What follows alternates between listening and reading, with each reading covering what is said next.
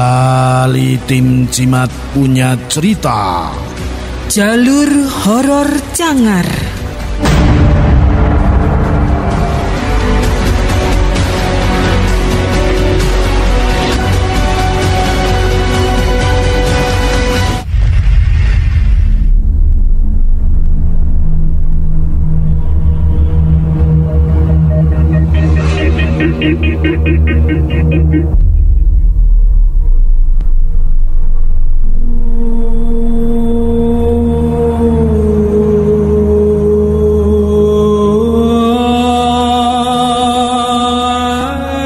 Cerita ini dikirimkan oleh Novalia Oktavianti dari Balong Bendo, Sidoarjo.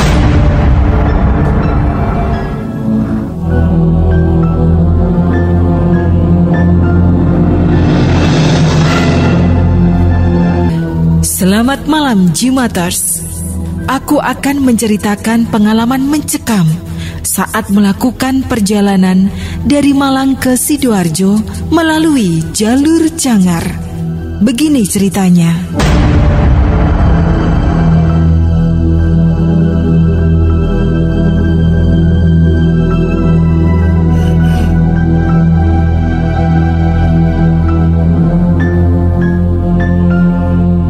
Kejadian ini ku alami pada bulan Februari 2017 lalu. Saat itu, aku bersama sepupuku Amel sedang berwisata ke Kota Batu mengendarai mobil. Kami mengunjungi beberapa objek wisata seperti Jatim Park, Museum Angkut, alun-alun Kota Batu, serta pemandian air panas Cangar. Kita balik dari Batu sekitar jam 7 malam. Karena kami belum begitu hafal jalan di area sana, aku mengambil inisiatif untuk bertanya kepada bapak-bapak pemilik kios. Nyuwun sewu Pak, kula badhe tangklet. Oh inggih Mbak, wonten apa? Jawab bapak tersebut. Arah teng Surabaya sing cepet lewat pundi nggih Pak? Oh niku Mbak, jenengan lurus mawon sampai teng arah Malang. Mangke wonten pertigaan Pendem jenengan belok sampai ketemu pertigaan Karanglo. Jenengan mangke belok kiri, ngikut dalan mawon sampai arah Surabaya. Bapak itu menjelaskan dengan detail. Aku mengangguk saja. Matur nuwun nggih Pak. Aku menutup kaca mobil dan melanjutkan menyetir sesuai dengan arahan bapak tersebut.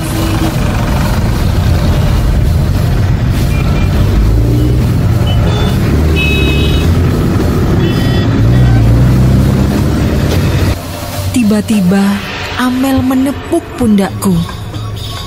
Sampean arep manut bapak ikut toh? Tanya Amel. Iya Mel, emangnya nopo?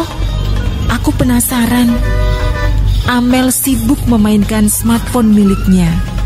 Wes, gak usah nuruti bapak iku mau Mbak. Hah? Lah maksudmu apa Mel? Dalan sing ditunjukno karo bapak iku mau jarake luwih adoh. Iki lho, manut GPS ae, ana jalur alternatif sing luwih cedhek. Jawab Amel sambil fokus dengan smartphone-nya. Lah lewat endi? Wes tak pandu gawe GPS ae. Aku menuruti perkataan Amel. Saat itu GPS memandu kami untuk melewati jalan di daerah Cangar. Beberapa menit, jalanan masih terasa aman. Banyak kendaraan dan polisi lalu lintas. Tetapi semakin lama aku menyusuri jalanan itu, suasana semakin sepi dan kendaraan semakin jarang terlihat. Aku mulai ragu dengan keputusan Amel. Mel, bener ora iki? Dalan nang arah Sidoarjo liwat kene. Iya bener, iku lho GPS wis nunjukno posisine awake dhewe. Sahut Amel sambil menunjukkan layar smartphone-nya. Iki dalane sepi koyo ngene, serem Mel. Aku mulai merasa takut. Loh, iki GPS wis bener lho Mbak. Nunjukno dalan nang Sidoarjo liwat arah kene. Amel seolah tidak mau kalah. Timbang ngono apa-apa, ayo puter balik Mel. Aku kerasa gak enak iki. Wah, ya apa sih mbak? Wes talah, iki dalane wes bener mbak. Pean yakin ae, ojo setengah-setengah. Amel tetap bersikukuh dengan keputusannya.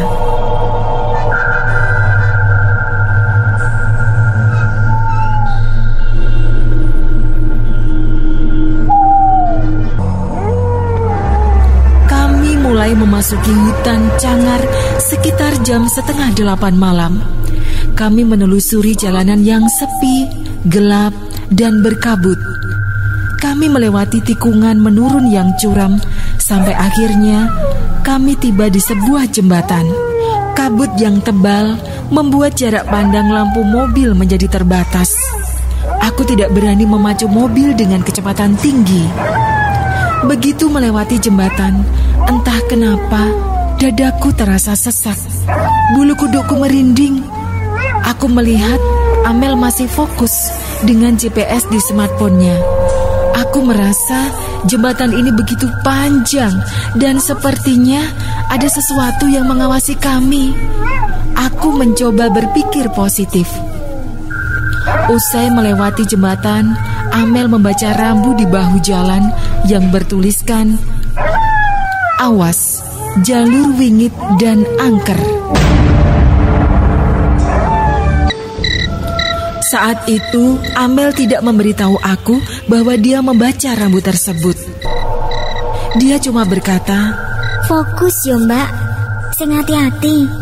"Iyo Mel, iki wes hati-hati," jawabku sambil memandang ke depan. Saat itu, Amel sempat melihat sekelebatan bayangan putih yang terbang melayang dari pohon ke pohon. Amel mulai menyadari bahwa keputusannya mengikuti GPS adalah langkah yang salah. Tetapi karena tidak ingin membuat ketakutan, dia hanya terdiam.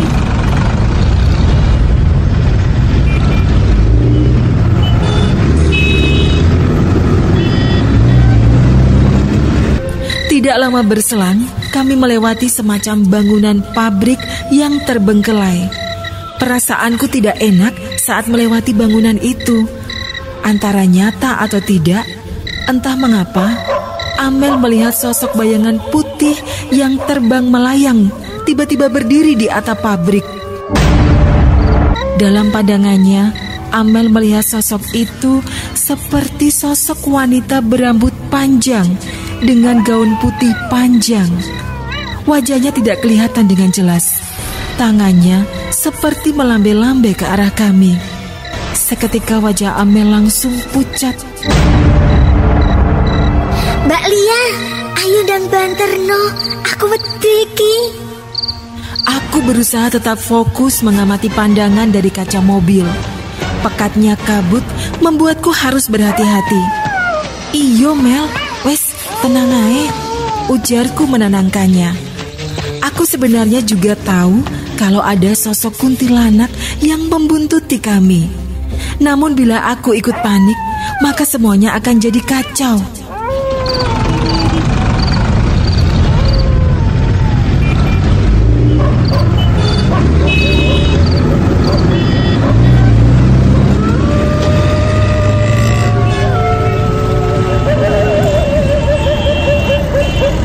Setelah melalui pabrik tua yang menyeramkan, kami kembali memasuki kawasan hutan. Aku dapat melihat dari kaca spion ada sorot lampu yang memancar menembus kabut.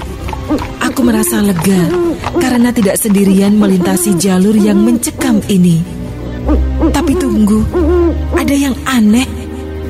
Jelas, kami dapat melihat sebuah mobil sedan hitam yang melaju dengan kecepatan tinggi. Cahaya lampu berasal dari sedan hitam itu dan dengan cepat menyalip mobil yang kubawa. Astagfirullah, motoriku kok banter temen yo. Aku benar-benar terkejut. Iya mbak, aneh yo. Padahal liwat jalur sing koyok ngene, kok wani-wanine ngebut. Ora wedi kecemplung jurang apa? Gerutu Amel. Aku segera memacu gas dan tiba di sebuah jalanan yang agak datar. Aneh yo Mel, neng di motor sedan mau? Tanyaku. Wes adoh neng ngarep paling mbak. Koyoke gak mungkin secepat iku. Paling enggak kan sing ketok lampune, opo krungu suarane. Lah iki moro-moro ilang koyok ngono. Aku benar-benar tidak percaya. Waduh Mbak, ojo-ojo, iku mau motor setan. Amel langsung menyaut. Gus, ojo ngomong ngono Mel.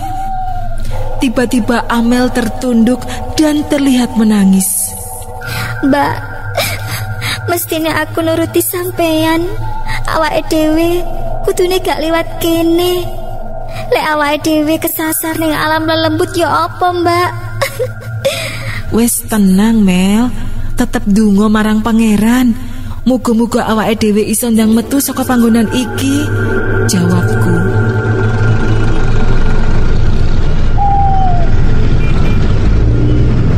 Setelah melewati panjangnya hutan yang gelap, akhirnya kami sampai di area persawahan. Walaupun demikian, suasana masih tetap sepi dan menyeramkan. Saat memacu mobil, aku melihat sorot lampu sepeda motor di depanku. Mbak, ning ngarep ana wong sepeda motoran yo? Tanya Amel. Iyo koyoke. Setelah mendekat, aku mulai jelas melihat sosok pria berjaket kulit lusuh dan celana gelap yang mengendarai sepeda motor tua. Tapi lagi-lagi ada yang tidak wajar. Kami berdua dengan jelas melihat pengendara sepeda motor itu tidak memiliki kepala. Mbak, wong iku gak ono ndase, Mbak. Teriak Amel histeris.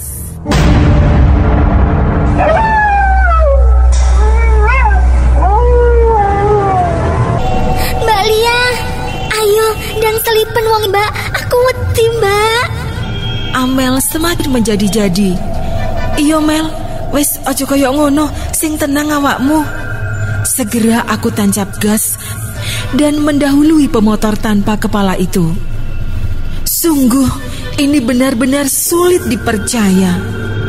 Alhamdulillah, setelah menempuh jalur mencekam di Cangar Pacet, kami dapat sampai di Sidoarjo. Keesokan harinya, aku dan Amel dilanda demam. Setelah kejadian itu, kami kapok melewati jalur Cangar lagi.